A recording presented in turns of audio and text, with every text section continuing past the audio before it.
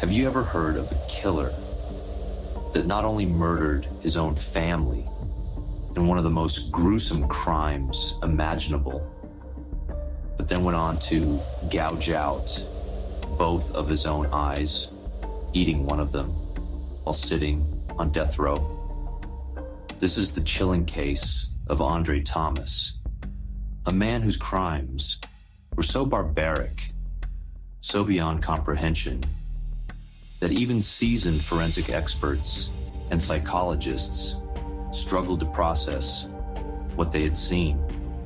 On March 27th, 2004, in the small town of Sherman, Texas, Thomas carried out an unthinkable act of violence, one that would forever be remembered as one of the most disturbing murder cases in Texas history.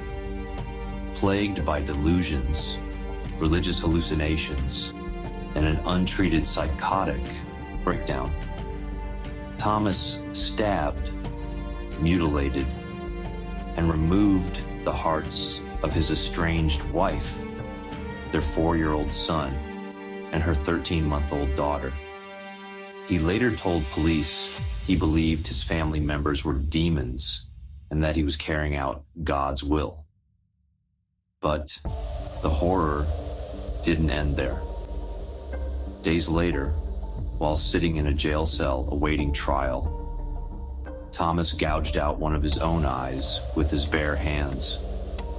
And 4 years later, after being sentenced to death, he ripped out his remaining eye and ate it. How does someone go from a troubled childhood to committing one of the most savage murders imaginable? Was he truly insane? Or was there something more sinister at play? Stick around as we break down the shocking psychology, crime, and legal battle that make this case one of the most debated in the history of capital punishment. Andre Thomas grew up in extreme poverty, moving constantly and enduring neglect, instability, and violence. His family lived in rundown apartments and shelters, never staying in one place long enough for him to find stability. His mother struggled to provide basic necessities, and his father was largely absent. He had no real structure in his life, and by the time he was a teenager, the warning signs of severe mental illness were already showing. At 10 years old, he started hearing voices. He described them as whispers in the dark, sometimes encouraging him, other times warning him of unseen dangers. By 13, he had already attempted suicide, later telling teachers he believed he was possessed by demons. Instead of receiving psychiatric care, his condition was dismissed as misbehavior, leaving his symptoms untreated as they worsened. Throughout his teenage years, his paranoia deepened. He spoke frequently of religious prophecies, demonic possession, and visions of an impending apocalypse. He claimed he was receiving messages from God and that he was chosen to carry out a divine mission. His family and teachers noticed he was withdrawing from reality, having long conversations with people who weren't there and speaking of battles between good and evil. But despite his worsening state, no one intervened. By his early 20s, Thomas's delusions consumed him. He became obsessed with the idea that his estranged wife, their son, and her infant daughter were possessed by demons. He believed the only way to save them was to destroy them. He spoke of divine missions, convinced that he was carrying out God's will. He confided in people around him, warning them that something dark was taking over his thoughts, but no one truly understood the severity of what was about to happen.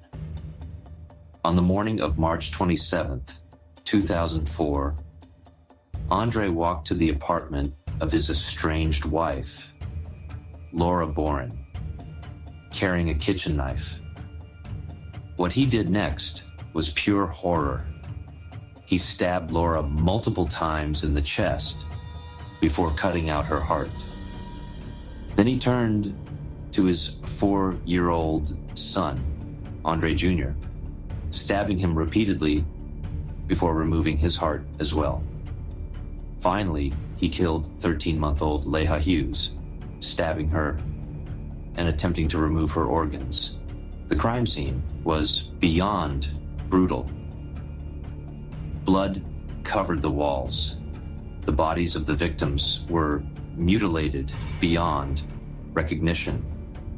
And the level of violence was something even the most seasoned homicide detectives struggled to comprehend.